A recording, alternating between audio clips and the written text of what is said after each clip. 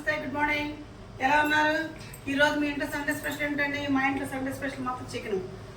నూనె పెట్టేసారి చేతికండి సక్కమని. ఇదిగోండి చక్క చికెన్ తెప్పించానండి. దీంట్లో కాస్తంత గల్లు వేస్తాను ఫస్ట్గా.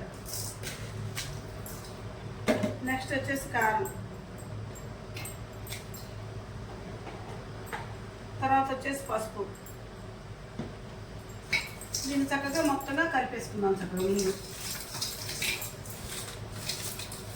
ఇలా కలిపేసుకున్నాను. కలిపేసుకున్న ఒక 5 నిమిషాలు వచ్చి చక్కగా చూసి కారం ఉప్పు పడుతుందండి. ఈ విధంగా కారం కొంచెం తెల్లగా అనిపించింది. ఏంటంటే కొంచెం తెల్ల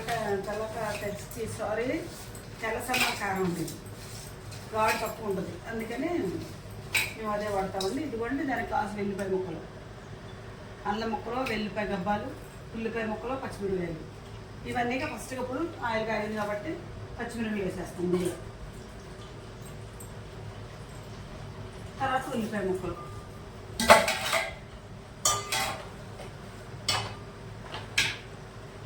కొద్దిగంత కరివేపాకు. కరివేపాకు వేస్తే బాగుంటుందని చెప్పి కరివేపాకు వేస్తాను. కొత్తిమీర కట్టకండి వేయండి, కరివేపాకు వేస్తే. దీన్ని ఇట్లా ఆగించుకుందామంటే ఇది వేగేటప్పటికి మనం ఎల్లిపాయలను అల్లం మిక్సీ పట్టేసుకుందామండి.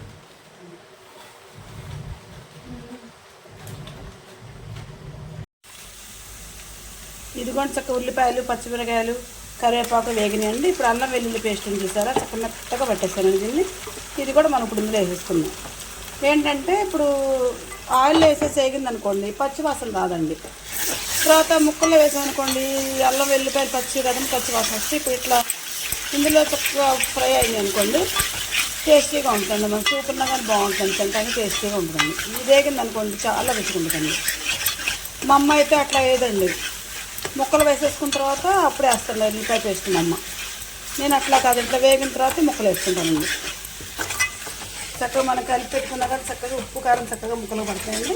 ఈలోకి వేగిన తర్వాత మనం అందరూ వేసేసుకున్నాం. ఉల్లిపాయ పేస్ట్ కూడా వేసేసుకున్నాం కదండి. వేసుకున్న తర్వాత వేగాక వెంటనే నేను ఏం చేశానంటే మనం కలిపి రెడీగా ఉంచుకున్న చికెన్ వేసేసానండి. చక్కగా ఎర్రగా వేగాలండి. ఇప్పుడు చక్కగా దీన్ని చిన్న మంట మీద ఒక 5 నిమిషాల పాటు చక్కగా మనం మగ్గనిచ్చుకుందాం. ఇదిగోండి చక్కగా ఎల్లిపాయ పేస్టు, ఉల్లిపాయ ముక్కలు, అల్లం పేస్టు, పచ్చిమిరకాయలు, కరివేపాకు ఈ విధంగా మంచిగా ఆయిల్తో పాటు మగ్గిపోయినాయండి. మగ్గిన తర్వాత మనం చికెన్ కలిపేసుకున్నామండి. ఇందులో ఈ చికెన్లో కూడా చక్కగా పసుపు ఉప్పు కారం వేసాం కదండి. చక్కగా మంచిగా అట్లకి ఇదైంది. దీన్ని ఒక 5 నిమిషాల పాటు మనం మంచిగా బాయిల్ చేసుకుందామండి.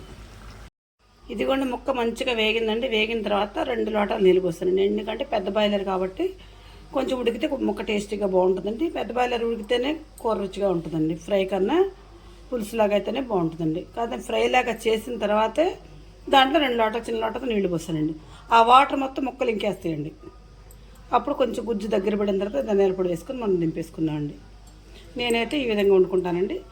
మీరు ఎలా వండుకుంటారో నాకు కామెంట్లో పెట్టండి. Please like, please subscribe.